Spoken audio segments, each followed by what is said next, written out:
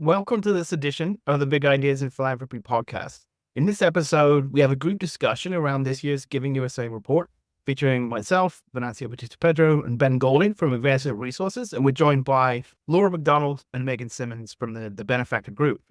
This year's report unveiled that the total estimated charitable giving in the US reached $557 billion in 2023. A lot of reporting on that has been casting this impressive number as being disappointing, as it is a slight dip when you factor in inflation. Our panel discussion explores how and why this pessimism is not justified from a logical or emotional perspective, and we go in depth on many other aspects of the report's implications. So, insights on who gave, who received, the resilience of charitable giving despite economic uncertainties is a big theme, and we talk about high net worth donors, the role of donor advised funds in philanthropy, the importance of bequests at the moment, and evolving generational giving behaviors and the great wealth transfer, and much, much more. The video edition of this episode, you also see some visuals pop up at times. Most of these are from Benefactor's awesome infographic that I encourage everyone to take a look at in full. The link to that will be in the show notes, as well as links to many of the other things we reference and GivingUSA itself. I hope you enjoy the episode. Here you go. This is always an exciting time of year. GivingUSA, researched by the Lilly Family School of Philanthropy at Indiana University, is the longest running and most authoritative report on giving, certainly in the country. For over 60 years, this report has provided fundraising practitioners, donors, volunteers, scholars, and many others solid, robust data on charitable giving.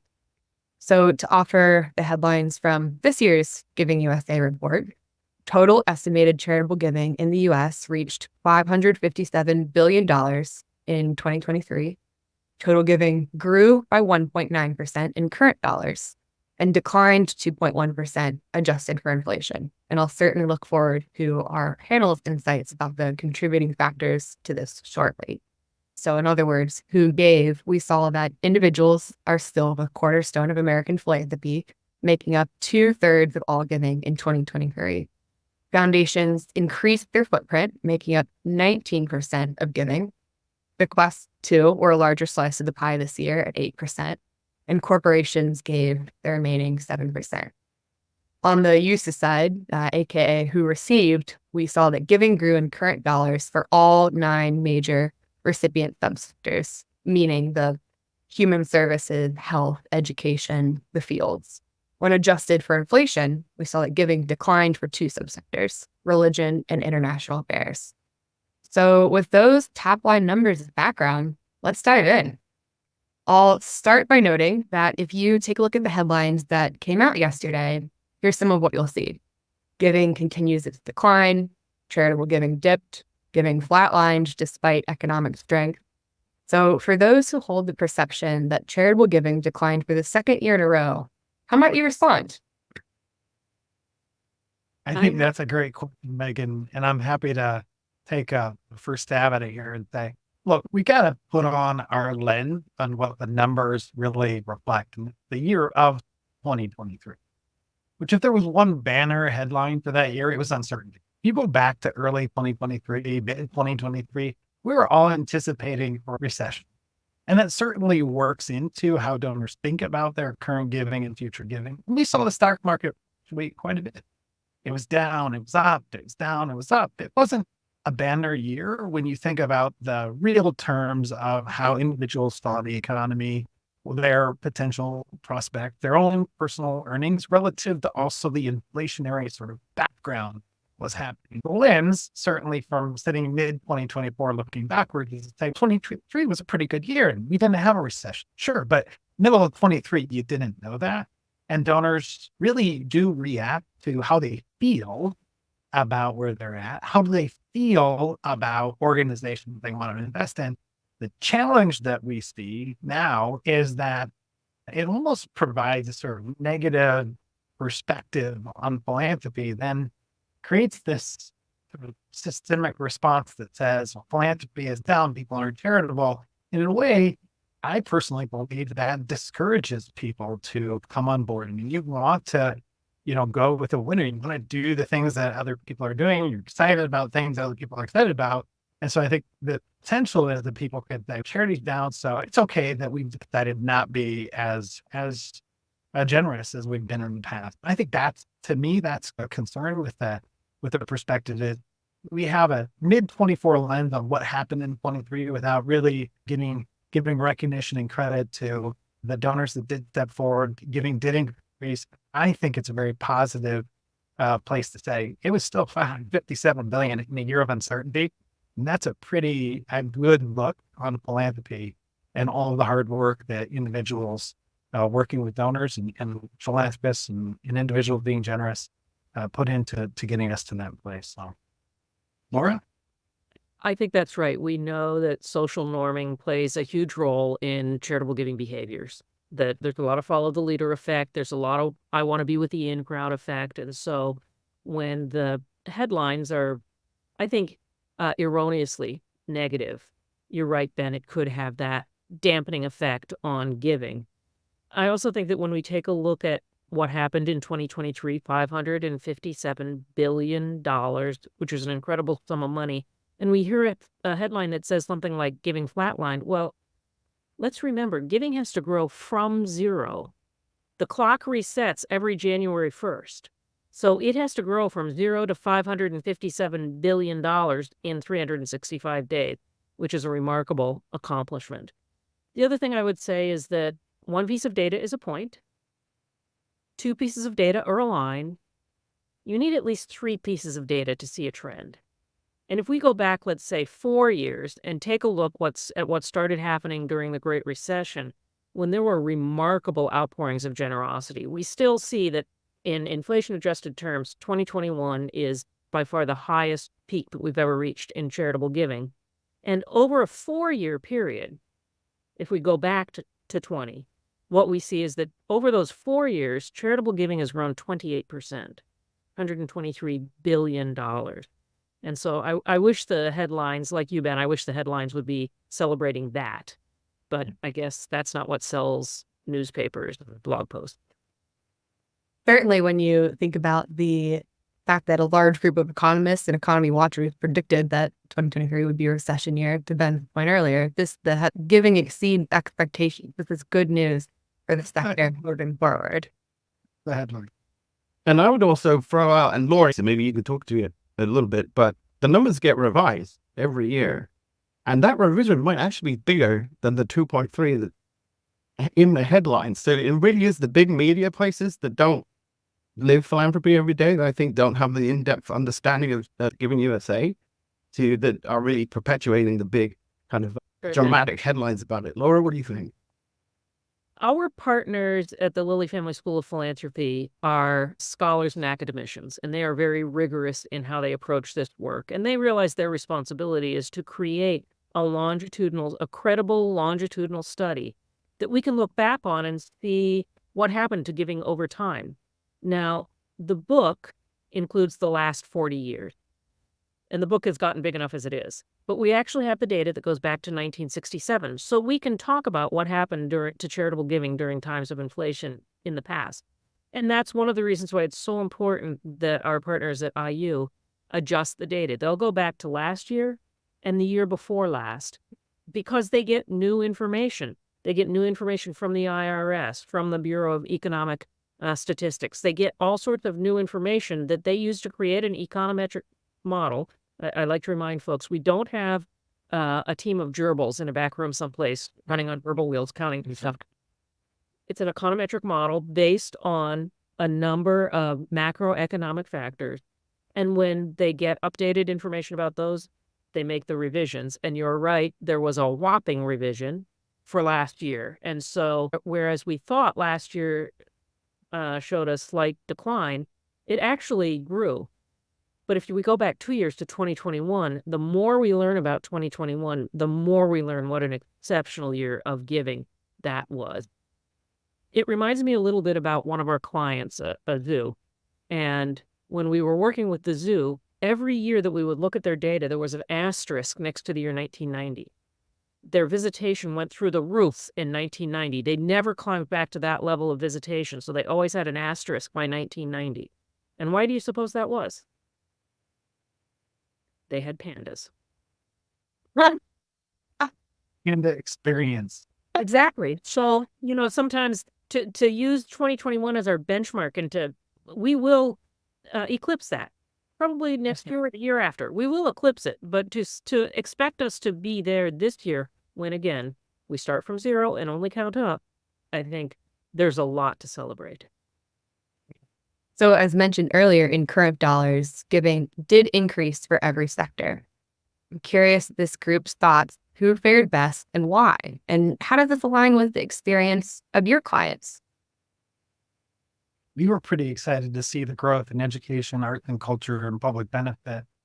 I'm going to share something here, and we're really interested, Laura, since you work so much more closely with the arts. But one of the things, again, reflecting, this is 2023, there was a gap that began to be created as pandemic funds were consumed. So 21, 22, some of the budgets were buffered with pandemic funds. Remember PPP?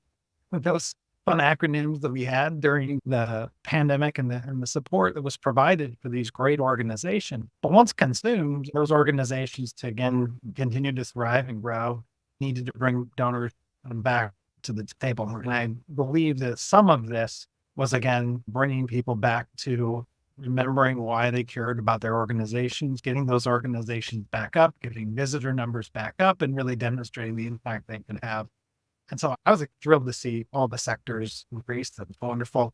But those were ones that really stood out. And certainly we're going to talk a little bit more about leadership and principle giving, but we continue to see that grow and that have a big influence on the ability for these organizations to continue to grow their numbers here. Yeah, the four sectors that saw double-digit growth are all sectors that tend to benefit from the support of high net worth households. And so it's not surprising that those households were able to weather the storms of inflation better than some of the everyday donors who might have seen their resources, household resources, being eaten up by inflation at the grocery store when they were paying their rent. I will say that in any of these sectors, there were winners and there were losers. There is nobody who is constrained by this data. Even in down years, there are still winners. And so I think a lot of what you can learn from this data, though, is how to position yourself to be on the right-hand side of the bell curve amongst the organizations that raise the most funds in any given year. I will say for arts and culture, an area where we do a lot of work, many of them are still struggling to have audience levels and visitor levels return to what they were pre-pandemic. We think we're just seeing a different kind of behavior, consumer behavior amongst those consumers. And yet we do see resilience in the charitable giving space. And even amongst donors, so often there's a correlation between people who visit or attend performances and those who give. I think we might also, this is speculation, be seeing a weakening of that bond where people are still using their charitable dollars to say, I believe in this. And we've typically seen during disrupted times, 20 and 21, when donors really leaned into human services, they understood there is need here. We're going to do our best.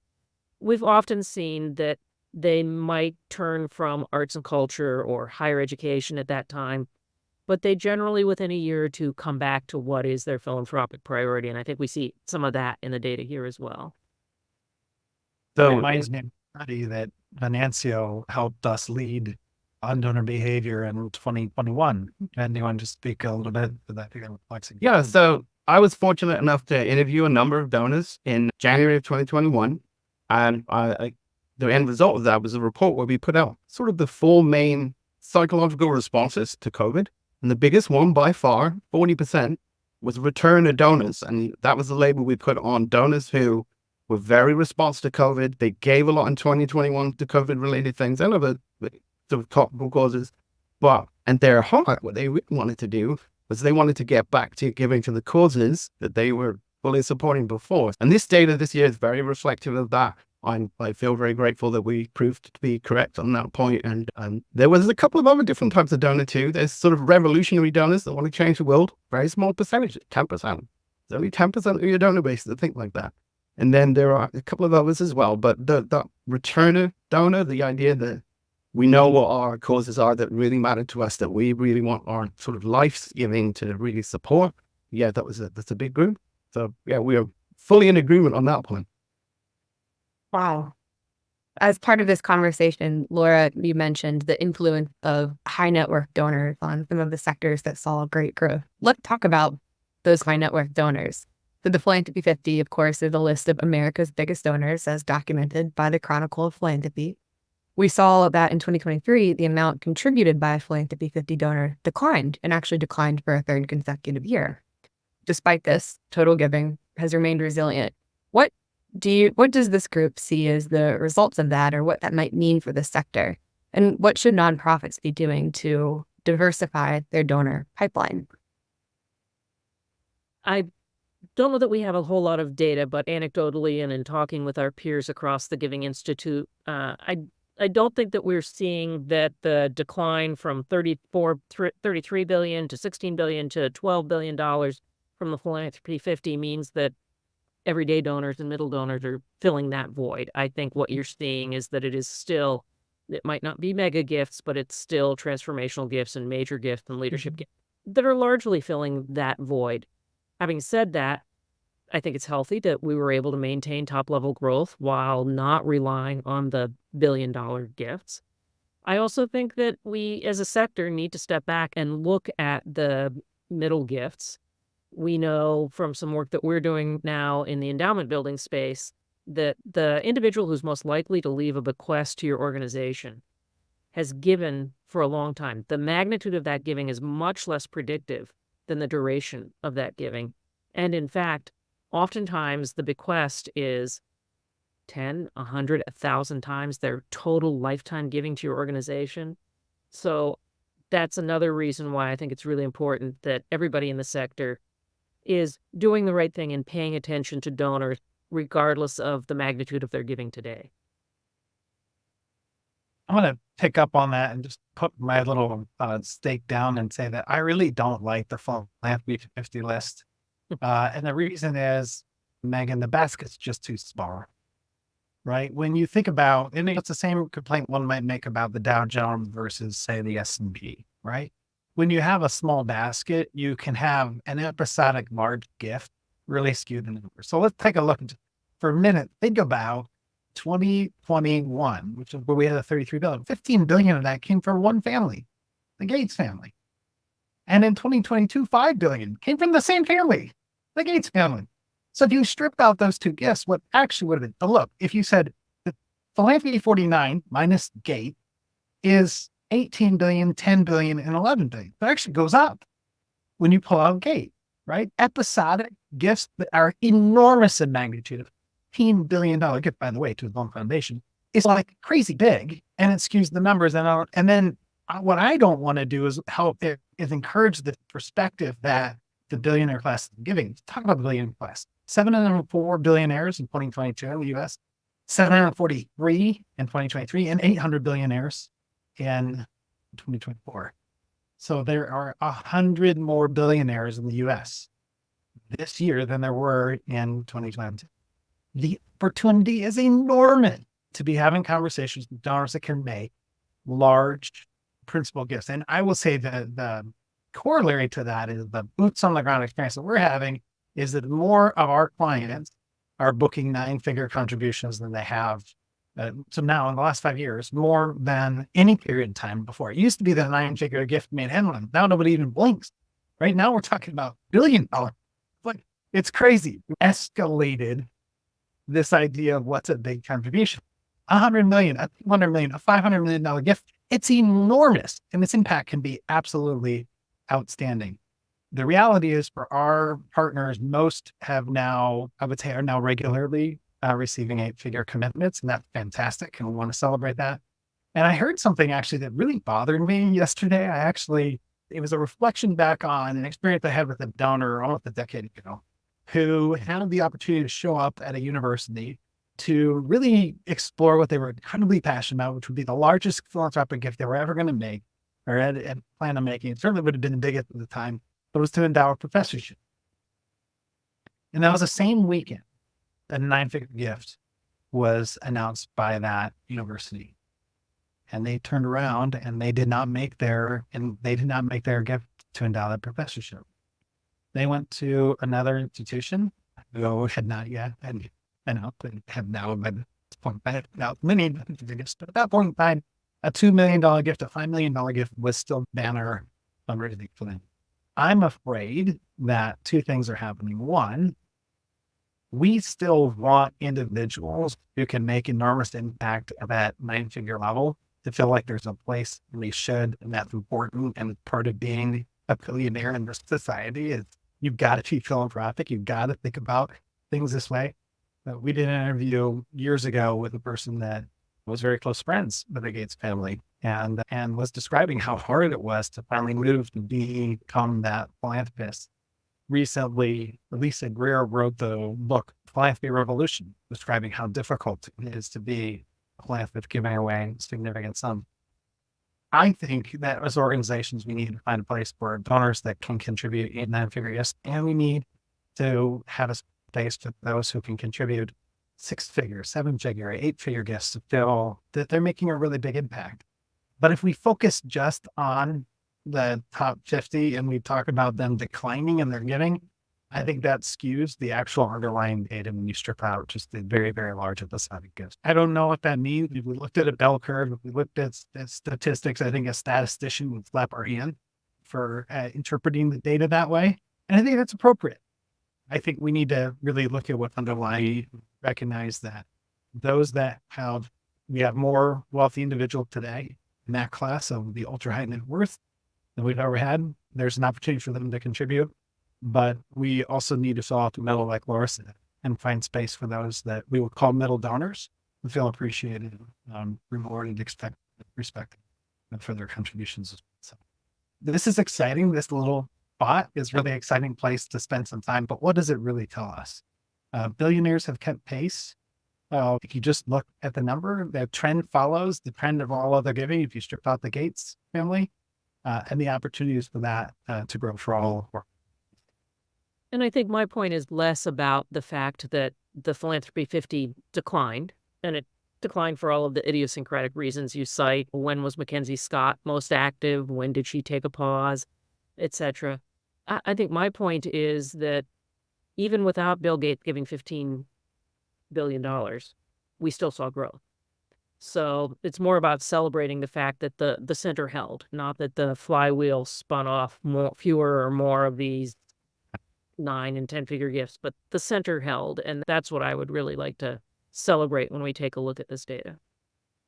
And I appreciate this conversation and would perhaps add that as a positive impact of gifts, of continuing gifts of this size, is the catalyst effect it has on organizations to really dream big and think of those big ideas. I'm reminded of the Stanford Social Innovation Review quote that philanthropy's biggest gifts, what we call big bets, have played a pivotal role in propelling major social advances, from eliminating infectious diseases to securing civil rights. This idea that major donors want to change the world, and nonprofits can be their partner in doing so. You also raised the point, Ben, of the Gates family giving to foundations. And I would offer the data point that, in fact, the most popular causes among the Philanthropy 50 are foundations, higher education, and donor-advised funds. I'd love to talk about donor-advised funds for a minute. As the third most popular cause among that group, they received $764 million just from those donors in 2023. I'd love to get this group's reflections on how donor-advised funds, as they continue to play an increasingly significant role in how people distribute their giving, what does that mean for the sector? I think, first of all, for those who are looking for the secret sauce in securing gifts that are made via donor-advised funds, I would say that's not a helpful strategy. That's like having a strategy about donors who give through credit cards or who give through stock transfers. Donor-advised fund, when the gift comes to the nonprofit organization, is simply a transaction medium. I would say that's the way to view it, and that the way to secure gifts from donor-advised funds is to have a really good, strong individual major gifts program. And whether the donor gives through their donor-advised fund or a transfer of stock and equity or, holy smokes, writes a check, is less relevant. Now, I will say that The good news about donor-advised funds is that the monies that have been set aside in donor-advised funds can be used for only one thing, and that's donating to charity. So when we talk about hoarding, we're hoarding for future support of charity. I also think that we should think about generational equity and not putting the needs of today ahead of the needs of the future, nor vice versa. And donor-advised funds are one way that some donors make sure that they can take care of the needs of the future. The payout rate, by any measure, what the stingiest or the most generous measure, the payout rates are 3 to 4 times what we see in a private foundation. And certainly the administrative costs in running one or the other, much lower in a donor-advised fund, leaving more to go out. Are there some times when donor-advised funds perhaps are not used as effectively as we would all like to see? Yes. Zombie fund, the funds that go untouched for decades, that's a problem. But let's be really careful about any kinds of corrective actions that we take, lest we create another set of problems. For example, I wouldn't be a fan of creating a minimum payout from donor-advised funds. Foundations have a minimum payout as well. They treat it as the ceiling, not the floor. And my fear is that's the message that if we create a minimum payout for donor-advised fund. Other things are just overly complicated and will reduce the amount of money to go to nonprofits because it needs to be used for administration. Things like first dollars in, first dollars out. Do we have blockchain? How are we going to track that? So I can go on and on. I want to be careful. When I was wearing my GivingUSA Foundation chair hat, I wanted to be careful not to be too strong an advocate for donor-advised funds because GivingUSA's job is to provide the data so that we can all understand them better. Now that I'm almost done being immediate past chair, I will say I have 2 donor-advised funds. So clearly, I'm a fan. I'm in that camp too, Laura. I actually champion donor-advised funds, even going so far as to recommend that organizations set up their own donor-advised fund opportunities to white label, and many financial institutions provide this. Look, I look at donor-advised funds as one of the best tools a donor has in their toolbox. It's democratized the ability for individuals to blend their philanthropic interests with a desire to maximize the tax benefit. And it's brought it to every single American household.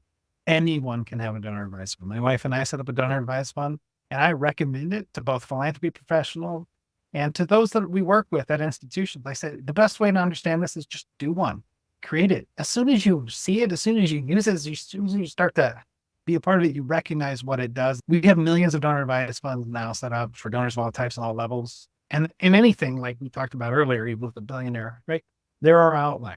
There are certainly bad actors. There are certain things that have not been perfect. But for all of that, it is one of the best, smartest tools an individual can use. And to embrace it, and to have the sector embrace it, is to recognize the power it provides the donor to separate the desire to be philanthropic and the decision to identify a cause that they want to be philanthropic to. Now I can separate those two things. I can make those decisions at a different period of time, and it allows me to be more thoughtful even on where I want to give. And it provides more control for donors that wouldn't in decades past had tools to have that kind of control. It had to be. I love Laura mentioned the payout is 3 to 4 times more than private foundations. That should reinforce for all of our rule makers, leave it at that, those that decide these things, how popular it is as a vehicle and how beneficial it is. Effective organizations, in my opinion, would educate donors as to the benefit of a donor-advised funds, really lean into it and encourage donors to use donor-advised funds. If you think about it, if I'm a donor and I'm talking to 5 different charities and nonprofits about what I want to do, and one steps forward and says, by the way, we really think that you should use this tool. It's a very powerful tool for you to thoughtfully consider your philanthropy. All of a sudden, my appreciation for that organization lifts up because I see them acting in my best interest. And how does that reflect then as I think about where I'm going to give? I'm looking for individuals I can trust, organizations I can trust. The person that advises me to do something that's in my best interest immediately levels up on the trust scale. The paradigm you just described goes from being a development officer to being a philanthropy advisor. And oh, by the way, Dr. Russell James has found that titles matter, and the title philanthropy advisor is far more effective. Donors are far more likely to return a phone call, to respond to somebody who's a philanthropy advisor, because they're helping me as a donor as well as the organization. I understand they're employed by the organization, but they're also providing me with good guidance. We've seen that donor-advised funds have become more democratic. The minimum amount that many organizations require in order to establish a donor-advised fund has declined. In some places, it's zero. We see these workplace giving donor-advised funds where, as an employee of a large philanthropic organization, I can put a little bit of my paycheck every month into a donor-advised fund and then make decisions when I want to. It's not just separating the decision of who to support, but when to give. It gives me both of those options. And then if you want a little secret sauce, talk to your donors who give through a donor-advised fund about the successor clause. What's going to happen to your donor-advised fund when you're no longer here to make decisions about where it will go? And one option is that you could put it into our endowment, even into a fund that aligns with what you've been giving to, and perpetuate that. That's a great opportunity that most people don't think about. Beautiful. I'd add one more thing to the list here about why donor advised funds are so good. And I'll do it by an example of someone I know who he created a haptics technology company and he was interested in philanthropy, and this time donor advised funds weren't a thing. He just bought a yacht instead of giving a gift because he couldn't decide who to give to. If donor advised funds had been around at that time and he had this massive exit for his company, he's bought a Sony, right? A lot of money. And instead of buying a yacht, he could have put it into a donor advised fund now. And research shows that people enjoy philanthropy more and more as they age. Right now, he could be doing fun stuff with that. He could be giving it away to his next generation or something. And that's where I really see the power. Like, he was too busy at the time to judge anything other than what was going on in his company. So I think that aging piece and the timing, flexibility of donor advised funds is very powerful for donors. Then the good news is that donor-advised funds are a particularly good vehicle for turning illiquid assets into charitable gifts. The yacht could still go to someone to fuel a donor-advised fund. He can have his cake and eat it too. I appreciate much about this conversation, and I think in a couple of comments, we've started to allude to donors who are planning for the future and thinking about future generations. And I want to talk a little bit about bequests. So bequests totaled to $42.68 billion in 2023, a 4.8% increase from the previous year. Are we starting to realize the effects of the great intergenerational transfer of wealth? And what should clients be doing now as they prepare for this transfer? I'm just going to give a yes. We've seen this coming now for at least 10 years. It's now not only part of the popular conversation, but truly we're looking at actuarial tables and seeing where this population of individuals is choosing to be philanthropic, how they're choosing to be philanthropic. When we talk about the intergenerational transfer of wealth, we're really talking about the boomer generation, the silent generation that's older than the generation. It's going to continue for at least 10 years. And look, this group has almost $100 trillion in net worth, almost, which is a crazy large sum. When you're talking about individuals that the youngest is in their early 60s. So you can't take it with you. There are no pockets of shroud, as one person generously told me. The interesting thing is organizations that are able to really adapt to this will be able to encourage and articulate plan giving strategies. They will encourage any team member that may be engaged in a conversation around philanthropy to have that. And have you thought about conversation with individuals that are working, making introductions to plan giving experts to facilitate some even more robust strategies beyond just the simple bequest. Things include irrevocable trust and other methods that allow individuals to manage assets while they're also being philanthropic, to secure their future while also being philanthropic. All of these vehicles, they exist for a purpose. And that is to give our individuals who are making these decisions extra resources to really make estate planning decisions that match what they need and what they are looking to accomplish through their philanthropy in life.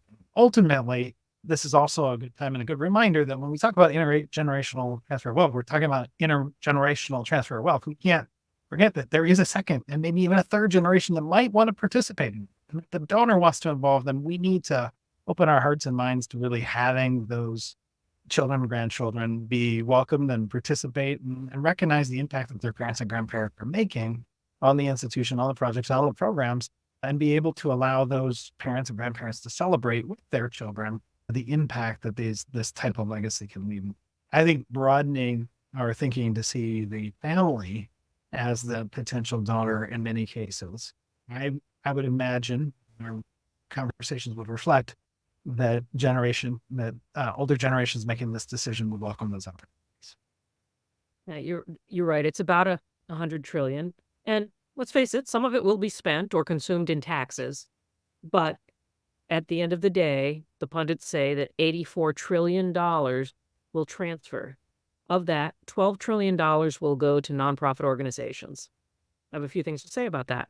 If it were spread evenly amongst all 1.5-ish 501c3s in the United States, we'd each get $8 million. It will not be spread evenly. And you don't just be there with a catcher's mitt expecting we're going to get our $8 million. That's not what's going to happen.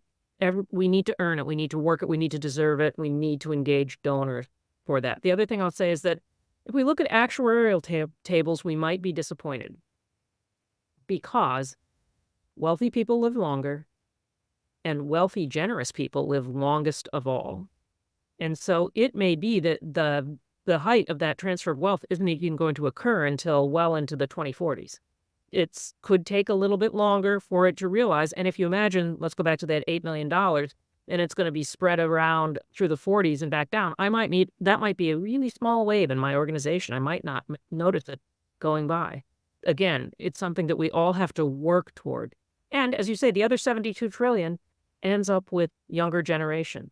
They too are showing remarkable generosity, but not in the same ways that their parents did. And so if we're asking them with the same language to give just because their parents or grandparents did by writing a check and putting it in the mail, we're unlikely to resonate with that young generation. But they are going to inherit and probably create enormous sums. And so if we want to be good stewards for the future of our organizations, we really need to be stewarding those relationships, because they might be modest or middle donors today, but they're also tend to have a lot of brand loyalty. So wherever they start giving, whatever cause captures their heart, by the time they inherit or have that wealth event like Ben talked about with his friend who sold a business, it's too late to be knocking on their door and saying, pick me.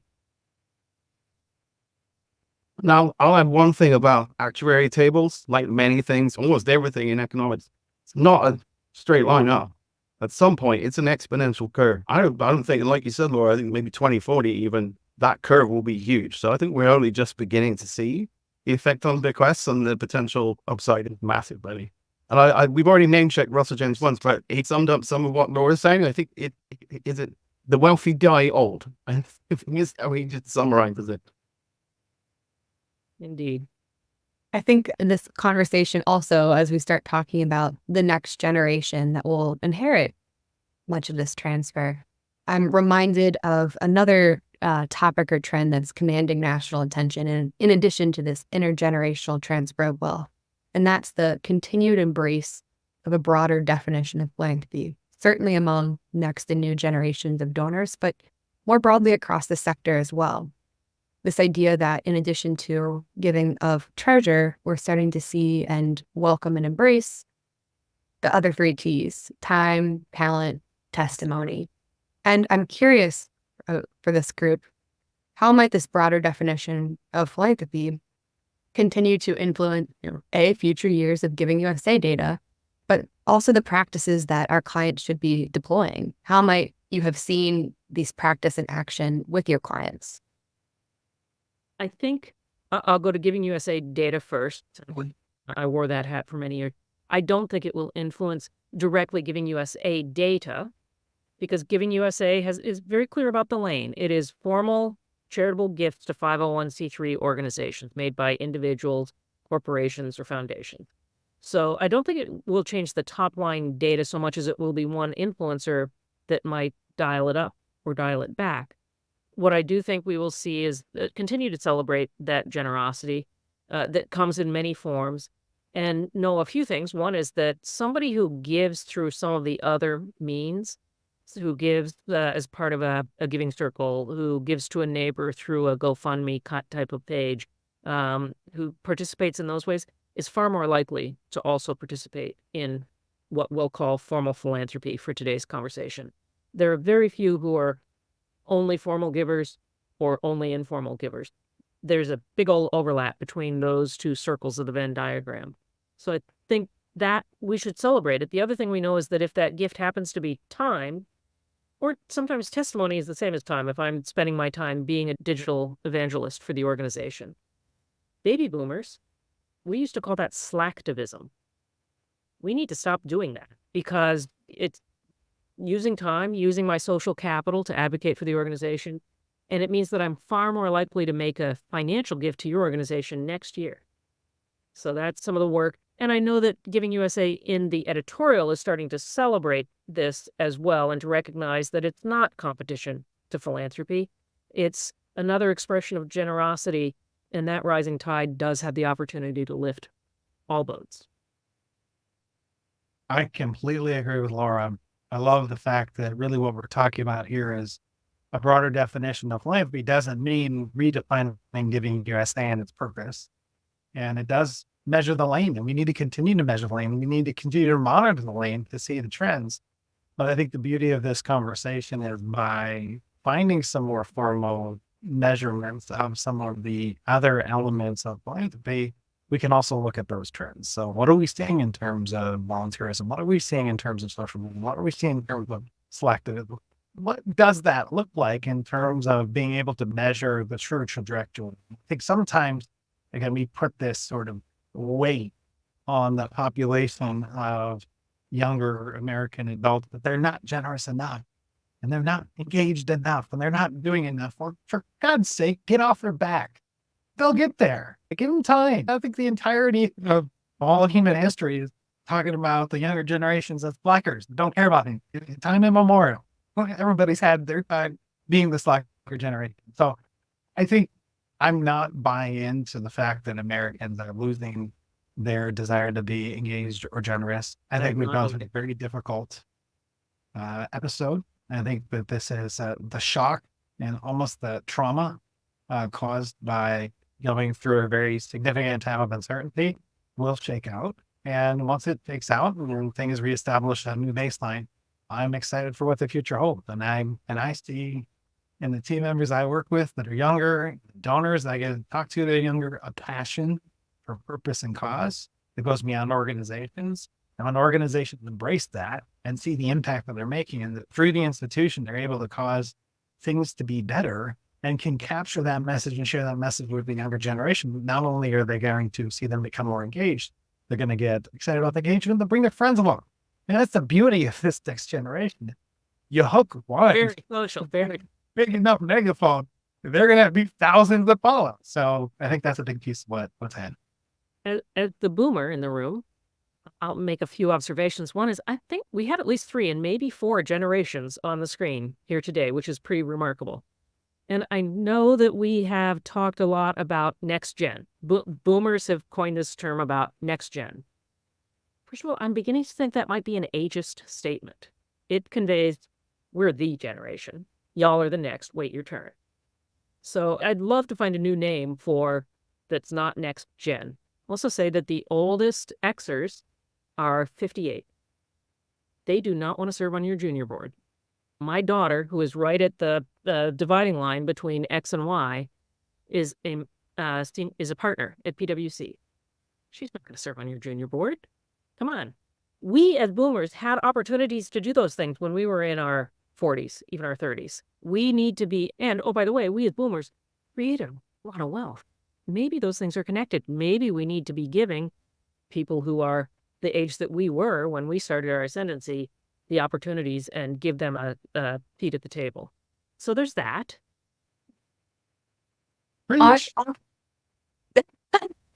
I'll take the conversation just a slightly different direction because I think that's important. When I think about the broadening definition of generosity and all of the different ways that folks can contribute, I continue to think about the power of that 4th T, that testimony.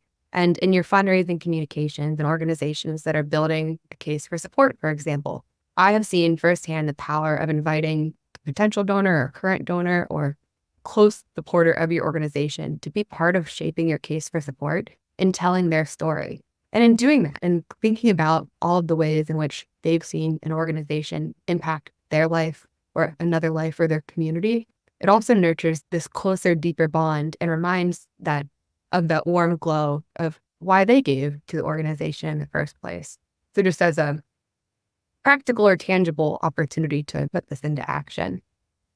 In that same spirit of practicality, as a member of the editorial review board, I am always curious about thinking about how this data can help fundraising practitioners in their day-to-day work.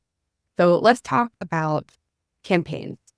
For organizations that are in the midst of a campaign, what's a theme or a trend from this year's GivingUSA report that might affect how folks are thinking about their campaigns or that might influence their fundraising practices? Resilience. The Yeah. strong get stronger. So invest in your enterprise, invest in your capacity to attract contributed revenue and nurture these relationships with donors, because I think that the generations for whom frugality was a core value, those generations have passed. And people today expect to see innovation and attention to detail and all of the things that are going to require you to invest in order to take advantage of some of these trends that we see coming down the pike. And at its simplest, sometimes it's as simple as educating a board member who wants to know why you're not pursuing more foundation grants or corporate sponsorships, sharing the pie chart and pointing out to them, we will be strongest if we have a really strong individual giving program with an appropriate focus on major gifts. And I think Benefactor has done a phenomenal job helping organizations build that into their strategy. Every time I travel with you or we sit together at Giving Institute, Laura, you use the information from GivingUSA to help people see how even some of those toughest nuts to crack on your board can be influenced when they see things from this format of as data, and it helps us understand. I think the one that we highlighted earlier around family, really the potential donor and really part of the strategy. When you think about campaign events, when you think about celebrating contribution, allow donors to tell their story and continue to be invested in the organization. And if that story includes family, bring them along and let them be a part of it. I think the interesting thing that we're going to see is organizations now in the micro view of a single organization, as they go through campaigns, right? They very much build up. And then if we've hit this new level, we've got to elevate again. I think there's a practical piece to this, which is not every year is going to be bigger than two. And I think that's both for GivingUSA data, and I think that's also for individual campaigns. What we really need to look at, and Love and Laura comes back to this one, is there, look at the data over 3 or 4 years. That's incredibly important. Episodic gifts in a campaign will skew the numbers just as much as episodic gifts in GivingUSA will skew the numbers. And so we have to be board members, I would say, if I were sitting down with a board member right now, say, what's the overall goal? What are we truly trying to accomplish? What's the impact going to be? And let's allow some of those episodic gifts to come in and let's celebrate them. But what's the baseline? When we're functioning appropriately, what can we expect to bring in some organization if we set some of those episodic gifts aside and really measure success in that? What's the production level work being? Great. This has been a terrific conversation, and I'm grateful for all of the insights that have been shared. I just asked as a last question, what have I forgotten to ask you? What final thoughts, comments, words of advice would you share with clients, with nonprofits as they think about fundraising going forward? This was, I'll call this one a little bit of a left field, but the question around the development of sort of foundation giving, the growth from that 6% to 19%. I have heard from more and more organizations that they're in conversation with the donors that want to wind down their family foundation. We want to basically give it all away. And as I poked and prodded at the two things came up, and Laura, I'm wondering if you've seen this as well. Again, I'm going on a limb here a little bit. I'm going to emphasize a little bit. And that is to say, one is the reluctance of the next generation to actually take on the responsibility of distributing the funds. So not finding not finding kids or grandkids that really want to be responsible to do this. So what's your other option? Wind it down, right? You're not going to put professional staff in place, anything like that, right? Which is extremely expensive. So wind it down, give it away, be done with it. The second is people setting that up, maybe with intentionality 10, 20 years ago, and saying, this really isn't serving our purposes anymore. Again, let's wind it down. Maybe we'll do something else. Maybe we'll shift it into endowed funds, any number of reasons that it just doesn't make sense for us to have this established private family foundation. So this is a gut sort of estimation hypothesis based on hearing from more and more organizations of families are working with that are winding down these foundations. Laura, I'm just wondering if you're hearing something.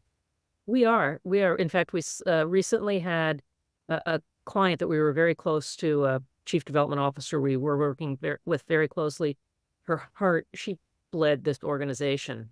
And so I was shocked when she called me to say that she was leaving. And she had a chance for the last decade of her career to go lead a family foundation that had been a significant donor to her organization in their wind down. And who could blame her for taking that opportunity? And she'll direct an appropriate amount back to home turf. I see that. I also see that it is sometimes that the older generation looks at some of the established foundations and feels, for better or worse, that they've strayed from the founder's intent, from the founder's values, and they don't necessarily want to think that's going to happen to the resources that they leave behind. They want to ensure that they continue to reflect their values. So whether that means spending it down or endowing organizations and funds that align with their values today, I see it that way as well. I think the growth in foundation giving, that's a piece of it. The markets are a piece of it. The fact that those assets have grown, the fact that donor advised funds that exist at community foundations are counted as foundations. So that's part of why it's grown. But each of these, with the exception of those large professionalized foundations, it's still individuals making decisions about what was once their own money. And so it still follows the playbook that you teach so well, Ben, of how do you nurture a mutually rewarding relationship with an individual donor. Megan, thank you for leading us through this discussion. Ben, thank you for bringing in the research as well. You're welcome. I would ask that we just do one final thing, what was our big takeaway from the report? So my big takeaway from this year's numbers is that despite the uncertain year, despite the inflationary pressure, donors still gave, right? You can say 2.1 due to inflation, that's a dip, but donors still gave, like we've talked about many times. And I love numbers as stats. I'm a stats guy, and metrics are a great guide, but we're in the most human of industries. Every single gift matters. The people matter. And I think as long as people are mostly focused on that, they're going to do well. They're going to succeed. The numbers will come into play. But it's not as anywhere near as bad news as you're going to see in some of the headlines. Laura, what your final thought? First of all, Ben, you captured it very well. I would agree with you that it reinforces the resilience of charitable giving, the generosity of the American people. But there's one data point that I'd like to see move more, and that's charitable giving as a percentage of GDP. That really hasn't moved that much. And 0.1% movement in giving as a percent of GDP is something, you do the math then, but I think it's something in the neighborhood of $50 billion. That's meaningful. So anything we can do collectively to celebrate, because I think that's the best way to move the needle, to celebrate the generosity that we see and to encourage even more. And I tack on that we saw growth in corporate giving, but it is, and Laura and I have talked about this many times, it is not keeping pace. And so I think when we peel back a few layers, I think individuals weathered this well, but profits for corporations surged over the last couple of years. And what I would like to see is corporations step forward. And yeah, we're seeing sponsored research, and we're seeing other types of sponsorships in corporate investment and in education. And But what we're not seeing is philanthropy growing in line with corporate earnings. I think really to those that run some of America's most successful companies, hey, invest, be philanthropic, partner with the third sector, and really be a meaningful contributing philanthropic entity. Let's see that percentage grow beyond where it is today. I think I would just echo then what you shared to begin. And a colleague from the Giving Institute said something like, may you research in interesting times. And haven't these past 6 years been interesting times? Major changes to tax legislation, the pandemic, humanitarian crises, above average inflation rates for 3 consecutive years. There's no shortage of interesting things that have been happening in the sector. Giving remains resilient, and to take that as the positive sign that it is and to build upon that. Thank you so much for listening. We hope this discussion was interesting and valuable to you. If you want to discuss more, please do get in touch. You can find investment resources or Benefactor group on social media, on our websites. Just reach out anytime. We'd love to talk to you. And finally, please like and subscribe and leave a comment or review of the show. Let us know what you think, any questions you have. All the best, and I hope you tune in next time. Thanks so much.